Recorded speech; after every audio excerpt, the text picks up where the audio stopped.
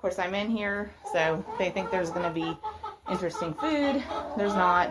I just came in to check on them. I'm going to grab, there's some eggs in the egg box. Aren't they beautiful? All of them are.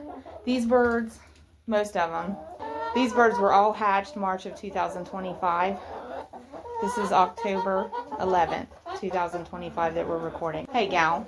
Oh, that's a telltale sign your hen is a layer. She's in an active season of laying. See the squat behavior as I approach? And that's consistent with, look how bright red that hen's comb is. And of course her feathering is all filled in. So all good indicators, and of course she's going to a nest box. All good indicators that she is in an active season of laying. Whoa, my hand's shaky. We've got 3 eggs there, that's great. So I do believe these barred rocks are laying every day. Somebody's not laying every day. But this one, I showed y'all her, that is Pebbles. Pebbles was named by Cindy. Hey, and Cindy has a YouTube channel, Clucking Around. She's down in Texas. Go check out her channel, Clucking Around. Morning. Morning, ma'am. And then I want to show you the other one right here. See the hen right here? That is Elvira. And Elvira was named by our supporter Tina B out in the western part of the United States. And we appreciate your support, Tina. And thanks for naming Elvira. Tina likes Orpingtons like I do. And this is a beautiful lavender Orpington here. Tina and I sometimes comment about having an Orpington army. This is a chocolate Orpington. That's a black Orpington. That's all we got. There's also buff Orpingtons. I'd say this hen is not laying because her comb is kind of pale. The redder the comb, the more likely your hen is actively laying. Okay? Barred rock there. Their combs are really red. I'd say they're definitely laying. The lavender Orpingtons, I'd say they're laying. Now, we can't use that trick with Elvira, can we? Because she's very special. She has very unique features of all black comb, wattles, and legs. So, we can't use that trick to tell if Elvira's laying. But the barred rocks there is the first time we've had them. And the Wyandottes, we have had one other. She was a golden laced Wyandotte. These are silver laced Wyandottes. Real pretty. Super pretty. Oh, I don't need 18 chickens. I keep telling myself, okay, by December 1, we need to select 12 to sell or rehome. And then I come out here and interact with them and watch them, and I'm like, I like them all. But somebody's bossy. I think it's her. Maybe. She might get rehomed. Because I seriously think she is like, I am in charge of all y'all. I think that's what she thinks. I don't think she's in charge, but I think she thinks she's in charge. So, and in fact, I think she's the reason Nugget couldn't stay here. Because the real reason Nugget couldn't stay with these was because one of the black Orpingtons, I bet you it's her. This is a chocolate Orpington. Look how the water is working out. Nice. So that was just like a $5 bucket with a lid. And we had drilled holes in the sides of the bucket for these waters. But that's good. That's good to see them drinking out of the water. See the waters working. And I really like that water setup. But you gotta check your waters every day, y'all, a couple times a day. Every day, a couple times a day. Make sure your hens have fresh water. That is something that will definitely cause you issues with egg production. If your hens do not get enough water, they are not going to do well making eggs. So, nice little flock. Anyhow, that's the chickens. So they're doing good, aren't they? They're doing good. Yeah, you talkative. Look, there's one she got back in there. So that's the barred rock. The barred rocks, I have found them to be very inquisitive and curious. They seem to get along well with the other hens. They get along well with us. But very inquisitive and talkative and a lot of curiosity.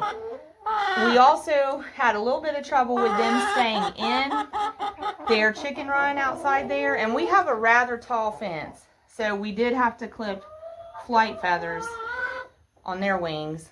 Same with the Wyandottes. We had to clip flight feathers on their wings. The Wyandottes are also very nice birds. Much quieter than the Barred Rock. Not quite as inquisitive. Not quite as personable either.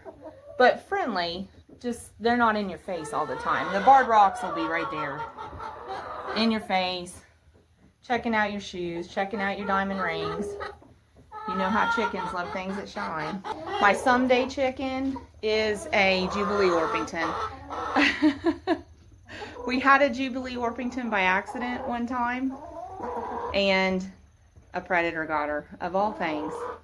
But maybe someday again. I actually have seen Jubilee Orpingtons for order out of Stromberg's. Stromberg's is a livestock supplier. We've purchased... Hi, here you are again, Snoop Chicky Chick. We've purchased livestock crates from Stromberg's. Snoop Chicky Chick. So back to Stromberg's. We have purchased livestock poultry crates from Stromberg's, and they also sell live poultry. And I've seen Jubilee Orpingtons in their catalog. They're very beautiful. We had one, I don't know, it was a fluke. We didn't order a Jubilee Orpington. We ordered some other kind of Orpingtons, and she came in with them, and she was beautiful, and we named her Aloha. So we'll try again someday. My other someday poultry is ducks, but we got to get ourselves... Talk about being enthusiastic about your food. You know, we don't have trouble with Orpingtons going over the coop fence. They're heavier bodied, so they don't get a lot of upward mobility. These lighter bodied birds, even though the Barred Rock and the Wyandottes, they're heritage breeds, they're lighter bodied. Yes, Miss Girl. Chatty. They're lighter bodied than our Orpingtons, so they can get some lift. They can accomplish some lift that the Orpingtons lack. Yes. Yes, friend. My other someday poultry is ducks. Ducks. I want to have some ducks again, but we got to get sorted out on our meat birds. We got to get to where we want on these egg chickens and go from there. We got to get to where we're actually getting eggs for our household. You know, we've done egg sales, and what happens for me in egg sales is people call and they want eggs, and I don't have the heart to tell them no if I have eggs in the fridge. So then I end up selling all our eggs that I tried to set aside for the household, and we don't have any eggs for ourselves. So the only eggs that we get is the rejects, which there's seldom any rejects. If they have a fine crack in them, something like that, I'll keep the egg. But we've gotten the system down now to where we hardly ever have a cracked egg. So, and we hardly ever have a dirty or stained egg. So, you know, I don't get to keep many eggs. But that's the main reason I want to get out of the egg business. And I know I could just be harder-hearted and better disciplined about, I'm setting aside 24 eggs for myself and they're not going anywhere. But it's hard to do that when you're in sales.